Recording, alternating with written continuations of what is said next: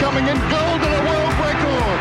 Ian Thorpe. The birth of a legend. 458 is the total, out of which Bradman has made 309 not out. It's a world's record. Freeman is too good. The crowd roaring. Freeman wins gold. Cassie's the winner. Australia the winner. First ball in Test cricket in England for Shane Warne. And he's done it. He started off with the most beautiful delivery. Australia is back on the biggest stage. Welcome to This Is Your Sporting Life for Tobin Brothers Funerals, celebrating lives. Here's your host, Sam Edmund.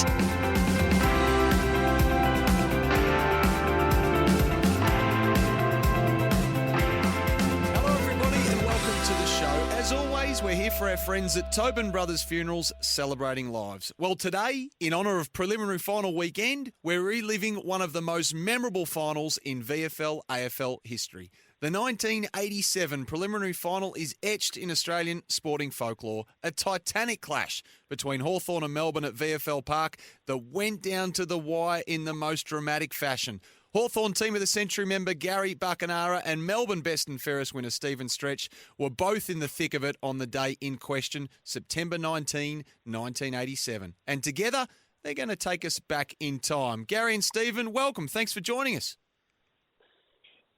Thanks, Sam. Pleasure. Thanks for having us. Well, preliminary final weekend, I mean, what sort of emotion does it stir inside you, Gary? Maybe we'll start with you, if we may. Well, it's always a very nervous time because, you're one step away from the big dance. And, we were lucky enough to be a part, I think this was about our fourth or fifth in a row, trying to get into a grand final. And, look, it's always a nervous time because you know that, you got one game, and if you don't win, the season's over and you miss out on, a possible premiership and what you've worked for all year. And Steve, how do you look at it? Is there a heightened tension and nervousness, as Gary suggests, that comes with this game, given I guess there is so much to lose? Yeah, I think there certainly was for us, probably more so in comparison to Gary and the Hawks. It had a fairly big impact on the Melbourne Footy Club as a whole because they hadn't competed in finals for 23, 24 years. So I think there was a little bit of added pressure to us as a team and a club, and we were on such a roll at the end of the season. Had a couple of good wins in the previous finals. So. It was certainly very nerve-wracking, as Gary said, and we weren't sure, as any team is, whether you're going to get back to that position again in years down the track. So it was a very, very exciting weekend, but also disappointing from our perspective. And gee, some games just live on, and this one is certainly one of those. It's unforgettable for so many people that watched it and were there and have I guess rewatched it over time. Gary, how often do you get asked about the moments at the end of this match? How often do you get stopped? Or around this time of year, I'm sure the phone runs hot with it. Oh, look, I get reminded most days, and particularly around this time of the year, come finals. It's a pretty famous opportunity, and back in 1987, a kick after the siren to get your team into a grand final, and you have to kick the goal to actually do the job. So. I get asked a lot, and I'm always reminded whenever I meet a Melbourne supporter, I always know who they barrack for because the first thing they say is, you so-and-so. So they've got long memories, but I probably don't blame them in a way. What about you, Steve?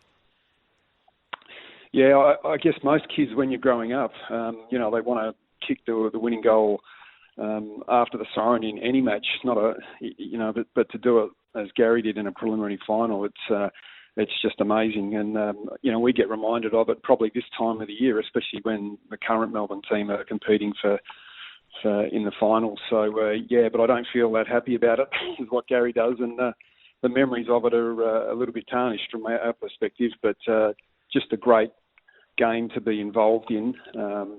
it's unfortunately we were on the wrong side of the ledger. Yeah, but Steve, I suppose when you look at 87, it was a heck of a season, and perhaps this prelim final we're about to revisit might be symbolic of the year. The entire makeup of the finals was shaped in the last round. In fact, 7 teams were fighting to play finals, and every spot in the final 5 was up for grabs on the last weekend. Yeah, that's right. That's historic in its own sense. Playing against Footscray out at Footscray in the last minor round game to get a position for the finals. So, and having Hawthorn and Geelong play down at the Cattery, and things just fell our way. Things actually fell our way beautifully right up until about the last 10 minutes of that last quarter in the prelim final. So we were very, very fortunate. We had a lot of good things going our way. I think we even kicked with the breeze for 3 quarters on that particular day, and a couple of missed goals in the last quarter, and then Gary did his stuff. So that was the end of it. Yep, and we will get to Mother Nature. Yeah. Mother Nature was extraordinary on the afternoon in question. And Gary, your Hawks are reigning premiers. The club's played in the last 4 grand finals at this stage, a prelim before that, and you obviously, as history would say, you're in the midst of a run that would see you feature in 7 consecutive deciders. But going into this final series, there must have been a calmness and a surety that flows off the back of being, one of the teams of the generation. Look, the group we had was, it had some, really good players on every line, and, we had, our players in the mix of it as well, and we were very confident in our ability. We believed we could win any game. I must admit, as Steve said, that preliminary final probably tested that to a degree because we had to do it the hard way, given the elements, and we really didn't hit the front at any stage until after the sirens in the last quarter. So, it was one hell of a game. But, the Hawks, we always had that belief in ourselves because we trusted one another and we believed in one another. And I guess that comes through in a never-say-die attitude. And you were heroic on the day, and we're going to revisit the 5 goals that you kicked out of Hawthorn's 11. But personally, Gary, it had been a difficult year for you, hadn't it? I mean, you'd wanted to go back to become an inaugural West Coast Eagle. Your mum, Dawn, was obviously trying to recover from a very serious car accident. It was a year that posed its challenges for you, I'd imagine, personally. Yeah, it did. It, after the euphoria of 86 grand final, the Eagles coming in and, Mum being sort of paralysed from that car accident and Dad trying to run his business, it was a great opportunity for me to get back and help the family and whatever. And, I'd had a pretty good 86 season, and Hawthorn were very keen to keep me and, in fact, went to court to keep me. And, so that was my 87 was a really disrupted pre-season, and I was training by myself over in Perth because I couldn't train with any team, and so I came back after I lost the court case because I could have either stayed and played waffle footy for 2 years or returned back to the VFL, and I decided to return back. So, look, it was never anything against the club or the players. It was just purely because of the family reason. And Steve, in your world, you'd go on to win the Keith Bluey Truscott Medal, Melbourne's best and fairest, not long after this preliminary final we're about to look back over. So personally, you'd had a great season in a great team. Yeah, very, very honoured to have won the Keith Bluey Truscott. And I was at the start of my career. I was only 22 or 21 at that stage. So I was young, and I didn't have too many injuries throughout the year, and Melbourne had a young, enthusiastic side that was on a fair bit of momentum. So it all helped, and it was a terrific year, and probably a good little patch for the footy club over the course of the next few years. We were able to play in a number of finals, and I was fortunate enough to be a part of that. And just on that late season momentum you speak about, so you get the job done, obviously, at the Western Oval as it was at the time. So you sneak into the final 5 by half a game. You're 12-10 on the season. Yeah. But what clicked in finals? Because North Melbourne won a game and a half more than you during the season, but you flogged them by 118 in the elimination final, and then you belt Sydney by 76 in the semi-final. I mean, you'd also beaten Hawthorn in round 13 of that year. You're only meeting leading into this prelim final. So your confidence must have been at an immeasurable point.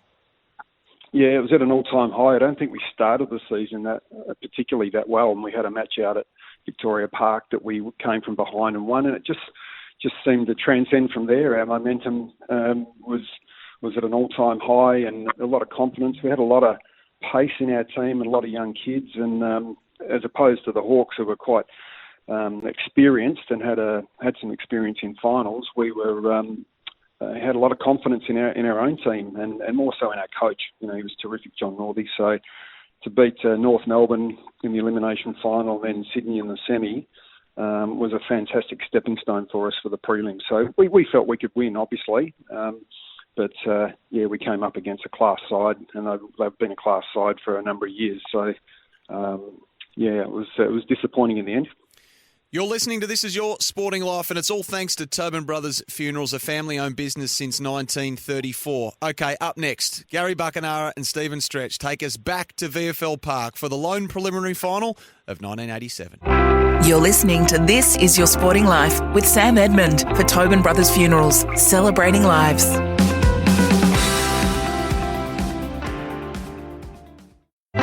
Welcome back to This Is Your Sporting Life for Tobin Brothers Funerals, celebrating lives. Hello, it's great to have your company on This Is Your Sporting Life, made possible by Tobin Brothers Funerals, celebrating lives. We're with Gary Buckenara and Stephen Stretch as we look back over one of the game's great preliminary finals, a 1987 thriller between Hawthorn and Melbourne. Gary, set the scene for us in the Hawthorn rooms before the game. The great Alan Jeans is your coach, obviously, a great orator, a great motivator. What was happening in your rooms before the first bounce? Well, it was all about, as it was for us, and Alan Jeans was very big on, moment by moment, quarter by quarter, contest by contest, and that really was the theme right through our 80s era. Was he was very big on not looking in the rear vision mirror, always looking forward, and to the next contest. If something goes wrong, forget it. It's the next contest that counts, and that's really what wins finals. And we had a great team that was very good at being able to attack. We defended very well, and we had good ball users all over the ground. So that is hard to beat when you're at your top. So that's the goal at the start of the game. That's what you go out to do, and you're one step away from another grand final. Yeah, and Steve, down the hallway in the Melbourne rooms, well, a bit's been written about this over the years since, but it was an interesting scene under the control of John Northey, wasn't it? What was going on in there pre-game? Well, my memory, if it serves me correctly, it was, we were, walking over new ground, and we hadn't been in finals, anyone in our team for ever. So it was a situation where we didn't know, and it was very difficult to hold in your emotions. I guess what we tried to do is, and again, John Northey was the ultimate motivator, and was trying to keep it as simplistic as possible, and just motivating us to the point where we keep our form going and keep our enthusiasm up, and taking that out onto the ground. So so it's, again, my memory, if it serves me correctly, was along those lines, and we were just all very nervous and wanted to get out there and release that energy. But again, as Gary said, they'd been in that position before, so they knew what to expect, and whereas us as a young club, we hadn't been in that position, so it was all new ground for us. Yeah, and one of your teammates, anyway, Rod Grinter, he would obviously find himself at the centre of the drama at the end of this game, but he was the subject of one of John Northey's big tactical moves, wasn't he? He was going to start forward. Well, he was. There was a few things that changed very quickly, and I think the weather had a fair bit to do with it, or the elements, as you said before, but there was a couple of late changes, and I think at that particular stage I was going to start at half back as well, but ended up starting on the wing. But the game changed dramatically towards the end, and then he was throwing people everywhere. And I think Rod ended up back on Gary, I think, sort of late in that game. And as you said, he was involved in that decision that ultimately got the Hawks over the line. Gee, I think he typically threw his weight around early. I think he collected Chris Mew at one point. Mew comes out. Through came Guindo and got rid of Mew. A hip and shoulders put Mew out. Pritchard puts the ball forward and Mew's in trouble there. Right out to it. And that's They're calling for the stretcher. very, very unfortunate for Hawthorn. He's been a great player today. Stretcher's going out. And then Gary, I think Dipper returned the favour indirectly anyway by collecting Robert Flower, didn't he? Flower. Who injured his shoulder and was heavily restricted thereafter. Flower, too long, and runs straight into DiPiero Domenico. Took too long to get rid of the ball. Players at Melbourne side, and DiPiero Domenico hit him, hip and shoulder. I'd say it'd be rib damage for sure. Yeah, that's something that I always wonder about, how sad it would have been, because I think Robbie broke a collarbone and I think Brian Wilson actually broke a collarbone towards the end of the game. Right. So those two players who had been at Melbourne for a long time, I think it would have been heartbreaking for Melbourne to make a grand final without Robbie Flower. It would have been something that would have, whether he would have played with injections, I don't know, but that's something I've thought about over the years as well. And I don't know, you're out there in the heat of battle, Steve, so you probably don't have a great memory of it at the time, but I think Rob came back on in the last quarter, didn't he? He might have parked himself at full forward, but obviously, as I say, was heavily restricted. Yeah, he did. And I think, further to Gary's comments, I think Simon Eishold had busted his thumb. So, pulling up the next week in a grand final, I think, I'm not sure whether Robbie or Brian would have played. So, but I do remember a classic photograph. I think Robbie came back on and he plonked himself at full forward, and Tucky, who was involved in that last passage of play, were perched in the back pocket there when the siren went. There was a classic photo, I think, of them both shaking hands, and Robbie obviously dejected, and Tucky obviously wrapped that he's in another grand final. Now, Gary, what was the wind actually doing here? We've touched on it a couple of times. Mother Nature was making up her own mind on the day. It made the Melbourne actually kick with the breeze for 3 quarters. They had it in the first, swung around at quarter time. They had it in the second too, and obviously in the last. Well, that's right. It was a weird feeling because Melbourne won the toss and went with the breeze, as you mostly do, especially out at Waverley. Can be pretty fickle out there, and so they kicked with a pretty strong breeze, and then we're walking in at quarter time, and it was just unreal. The wind just turned all of a sudden, and it blew the other way just as strong, and. Got a feeling that wind swung round. I think it has. The wind has swung to the end that Melbourne is kicking to. It will be very interesting. Watch this kick of Steins as he runs out and he kicks a beautiful looking drop punt. Goal. This is bad luck for Hawthorn. We're thinking to ourselves, we're going to kick against the wind for the first half here. And so we really only had the third quarter with the wind, and we made a bit of ground back up in the third quarter, and Melbourne went with it in the last, and as Stretchy said, they had multiple opportunities. If you watch that game in the last quarter, that I reckon 3 or 4 blokes, and including Simon Eishold, the kick, it's probably nearly the worst kick of all times, come off his instep, I think. So. They had opportunities just to ice the game, and they just kept us in it, and we just kept plugging away and getting a goal, and to the point where it was the siren had gone and it was the final kick. And Gary, before we get to a break, take us to the main break. So half-time. Now, the D's are up by 22 points. It's 6-10 to 3-6, so both teams have butchered some chances in front of the sticks. Now, you got 3 players. Let's talk about the difference in age profile. You've got 3 players under 23 on the day. You're a seasoned team. The mood in the rooms at the main break, how would you describe it? Look, there was a belief, and Gingy, like John Norby back in those great coaches, they weren't really negative when, it came to the big. It was all about what you can do, not what you can't do. And Gingy just believed in it and, set us a task of, outscoring Melbourne in the third quarter by a couple of goals or getting it close to even at 3-quarter time and backing our will in the last quarter to get across the line. So there was a bit of belief in there that, you know, we've gone against the wind for 2 quarters and we're only, you know, 22, 3 and a bit goals down, so we can turn this around in the third quarter. You're with This Is Your Sporting Life on this preliminary final weekend, and it's brought to you by Tobin Brothers Funerals, celebrating lives. You can visit them at tobinbrothers.com.au. Up next, the temperature is about to be turned up in the 87 prelim final between Hawthorn and Melbourne. You're listening to This Is Your Sporting Life with Sam Edmund for Tobin Brothers Funerals, celebrating lives.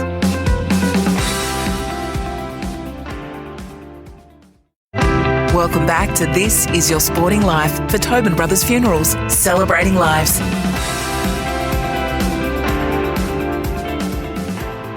Hello, we hope you're enjoying this week's edition of This Is Your Sporting Life. We're revisiting the 1987 preliminary final with 4-time Hawthorn Premiership player Gary Buckenara and Melbourne best and fairest wingman Stephen Stretch. So, Gary, your Hawks finally get a crack at having the breeze at your back in the third term, but the sides split the honours, 4-2 apiece. So Melbourne still lead by 22 at the last change. Standing there in the three-quarter time huddle, I'm going to test your memory here.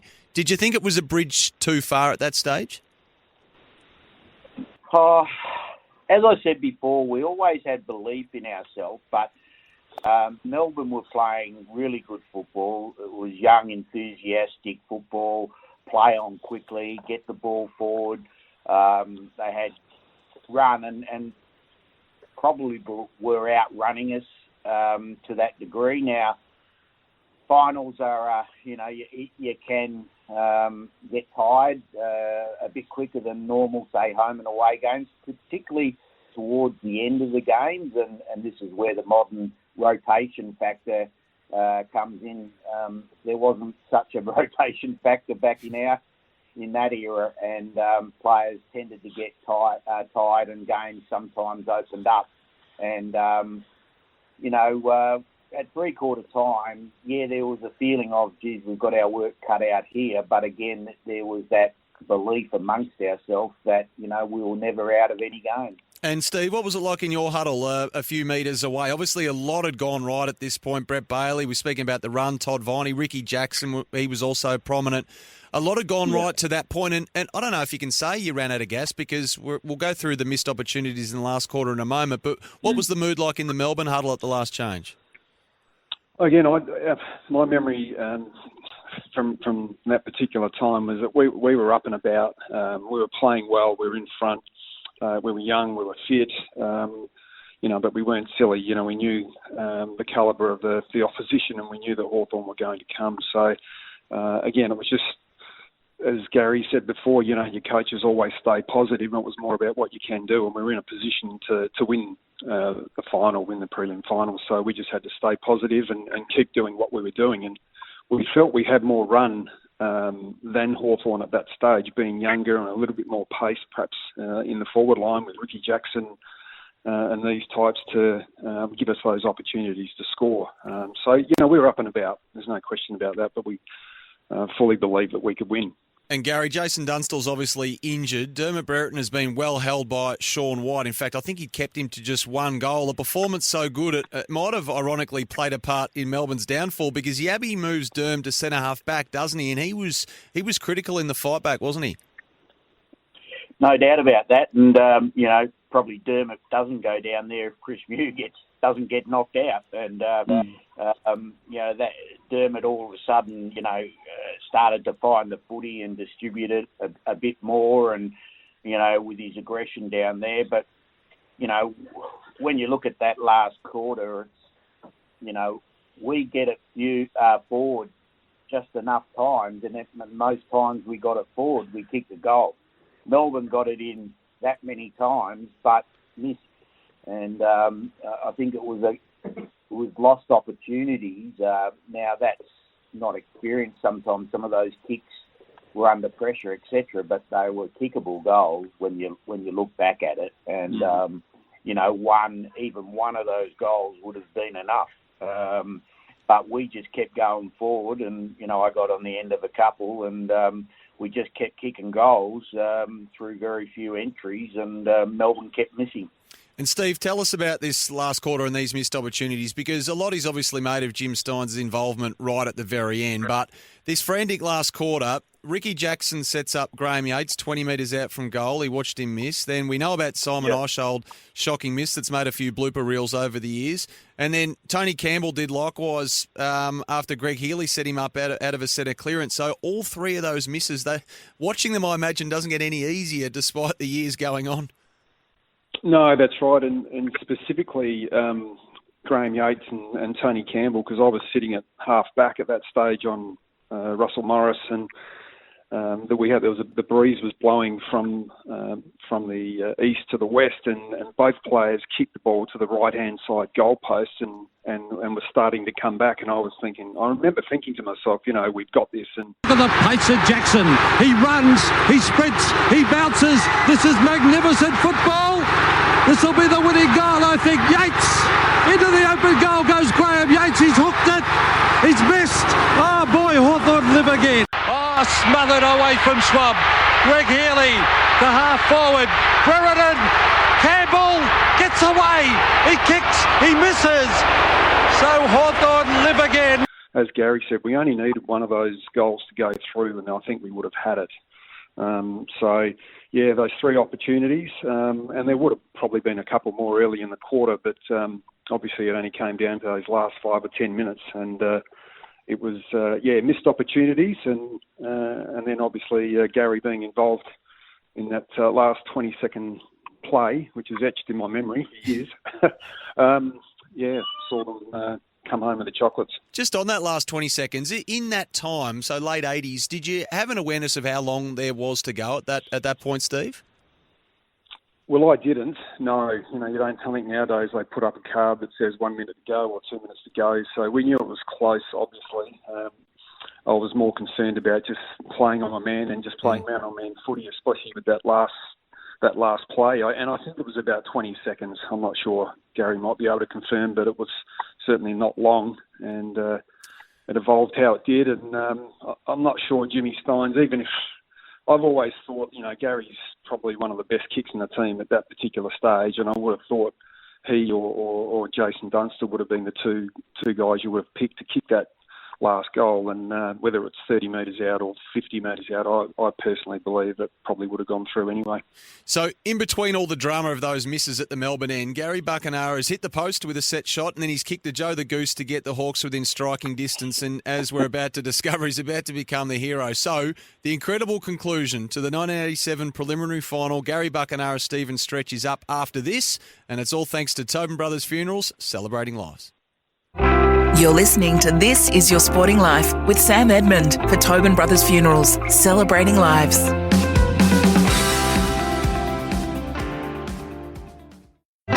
Welcome back to This Is Your Sporting Life for Tobin Brothers Funerals, celebrating lives. Hello, it's been great to have your company here on This Is Your Sporting Life. Thanks to Tobin Brothers Funerals, a family-owned business since 1934. Gary Buckenara and Stephen Stretch are our guests on preliminary final weekend. So, Gary, when Tony Campbell misses, Michael Tuck picks up the ball for their kick in to the left of screen as you're watching it on the small screen. Now, at this stage, there's 12 seconds left with the Hawks down by 4 points. What do you recall of those final 12 seconds? How sharp is the memory as you're standing up the other end of the ground?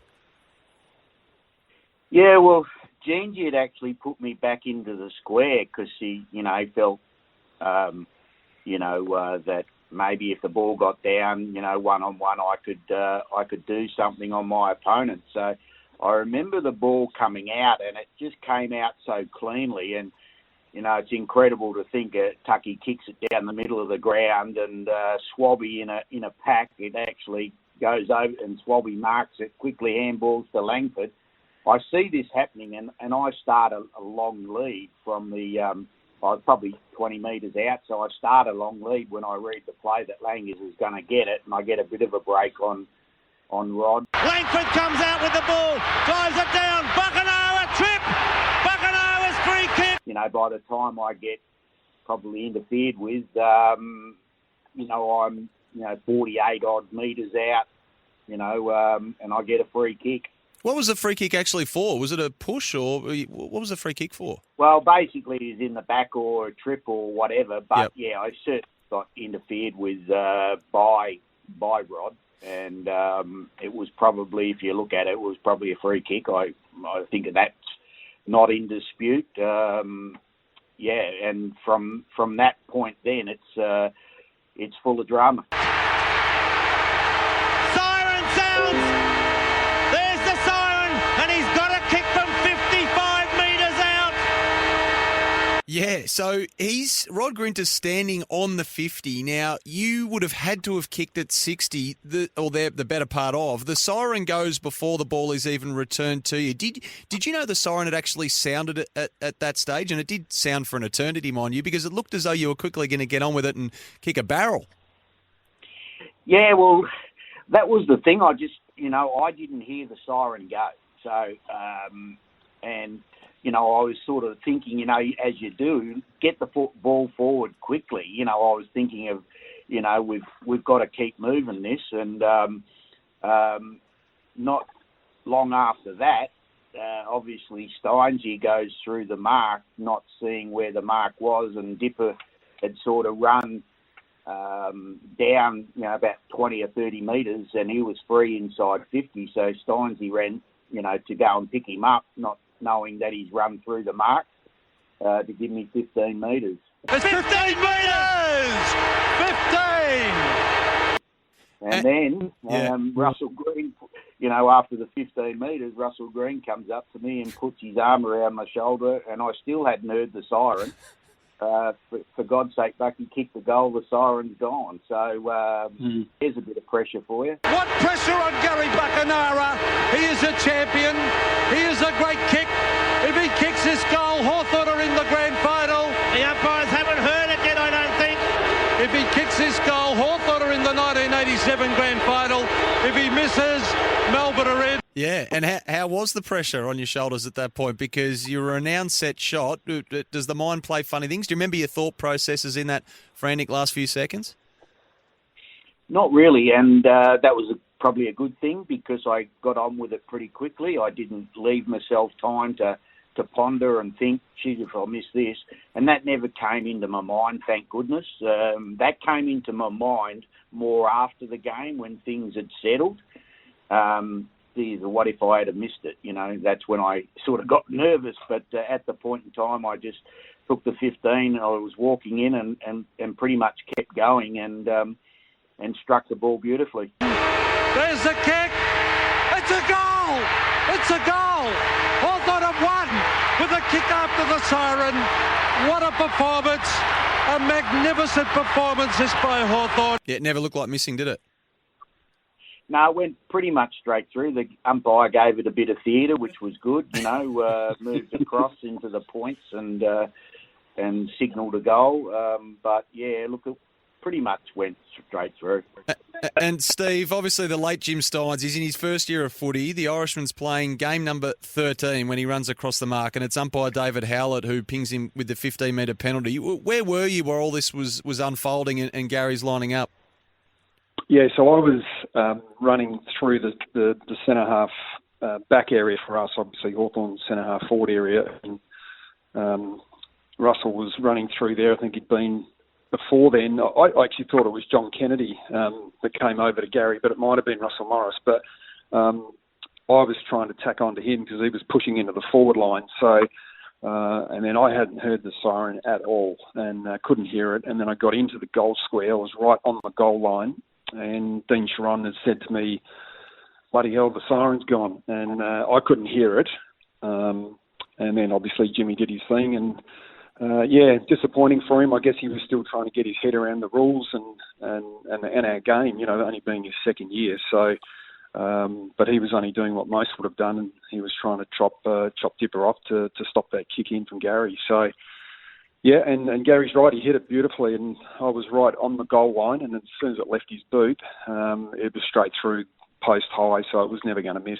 And history is written. Yeah, and to the best of your understandings with Jim, was it a matter of him not quite knowing all the rules at that point, or just in the chaos at the end, he just lost track of where he was? I think there's probably a combination of both. You know, there was a lot of players screaming. You couldn't hear yourself talk or scream because of the noise of the crowd. I think there was 72 or 73,000 people there. And I think someone said the siren went for about a minute and a half. So, again, I couldn't hear it. Gary didn't hear it. So it was just frantic. It was really emotional, stressful. You know, everyone was trying to pick up their players. And as Gary said, you know, when he took the mark, he went to sort of kick the ball reasonably quickly, and then the siren was actually going at that time. So there was a whole lot of stuff happening, and in a short space of time. So it was, it was very, very difficult to deal with at the time. Poor old Melbourne. You've got to, the hearts go out to the Melbourne Football Club. Stephen Stretch can't believe it. Canals falling. Melbourne players absolutely demoralised.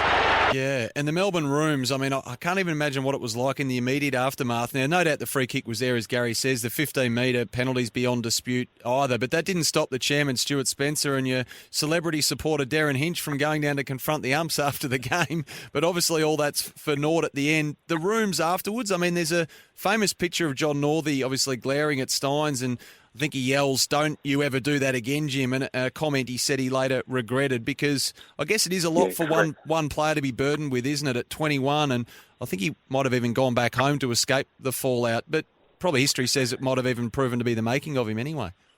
I think you're right, yeah. Poor old Jim Copter was on the brunt of most of it, certainly not from our perspective. You know, it was a pretty dire scene in the change rooms afterwards, and a lot of reflection. But I think John Northey went into the lift afterwards, and Jim was in there, and they had a good chat, and they smoothed things over. And as you said, I think Jimmy went back home and thought, well, he's going to prove a lot of people wrong, and you know, he's written his own history after that. So probably a positive from that perspective, if you can take a positive out of it. But it was a pretty ordinary scene in the Rooms, and a lot of people crying, and I was good mates with Johnny Platten at that stage, and we were talking to him and his wife after the game, and I don't think they could believe it at that stage that they'd got over the line, and we were devastated. But what a terrific game. Yeah, and Dipper, I think, might have used the term or the phrase, the comment, "We were thieves," Gary. I mean, was there an overwhelming feeling in your Rooms that you'd absolutely gotten away with one? Oh, probably to a degree, but, you know, on the other hand, it was a pretty courageous effort to keep fighting, keep hanging in there. But there's the character. That was a courageous win, that by Hawthorn. They were down and out. And taking your opportunities, whereas Melbourne didn't take those opportunities that they had to seal the game. And you know, it's a funny thing, football. If you keep the door ajar, sometimes it gets flung open, and that's what happened, unfortunately, to Melbourne. And it was a bit strange, you know, because we did have after matches, didn't we, Stretchy, in those That's days, right. And they were all good, and, you know, wives and kids and families and administrators and all that got together and had a beer, and I sort of wasn't getting a lot of conversation from the Melbourne players on that day, but I did know Warren Dean, because Warren played for Subiaco in WA, and he sort of sidled up to me and said, "Geez, mate, you've just broken my bloody heart." Yeah. So, and I think that was the overwhelming feeling of what happened on that day and how the Melbourne people were feeling, and in a way there was a feeling that, you know, we'd been in 5 in a row or 4 in a row, and we somehow stole it. But, you know, again, you don't, you know, in your career you live or you play to play in grand finals and win premierships, and, you know, obviously we're thrilled about it. But the ironic thing was, in that last home and away game, we were playing Geelong at Geelong, and you know, we had a late start or for some reason, but our game kept going, and Melbourne had beaten Bulldogs, but it all came down to our game. We had to beat Geelong for them to get into the finals. So that's correct.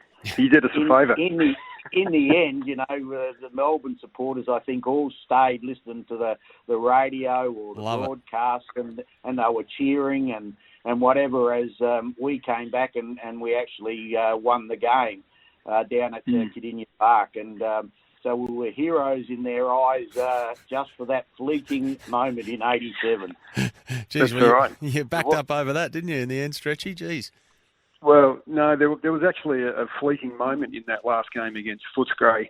It was about 5 minutes to go, and as Gary said, John Northey had been telling us that we were the Hawthorn were winning out at Cardinia Park all day. And in actual fact, they weren't. So he was just trying to keep us positive. And then with about 3 minutes to go in the last quarter, the crowd just roared and cheered at Footscray. We thought the siren gone, but it hadn't. What had happened, everyone had their transistors on, and Hawthorn had hit the front, which meant that Melbourne were in the finals. So it was very ironic, but we were very grateful for Hawthorn, obviously, but then the tables turned in the prelim. Jeez, we've got staggered games now, don't we? But it would be great for the last round 23 or whatever it might be, to have them held simultaneously for all those reasons you just mentioned. There's some drama that comes with the simultaneous staging of games that probably can't be replicated, I wouldn't have thought. No, fantastic. It would be good, but I guess we're all worried about the TV rights and television and all that sort of stuff. So it becomes very, very difficult to coordinate, I guess. But it would be nice.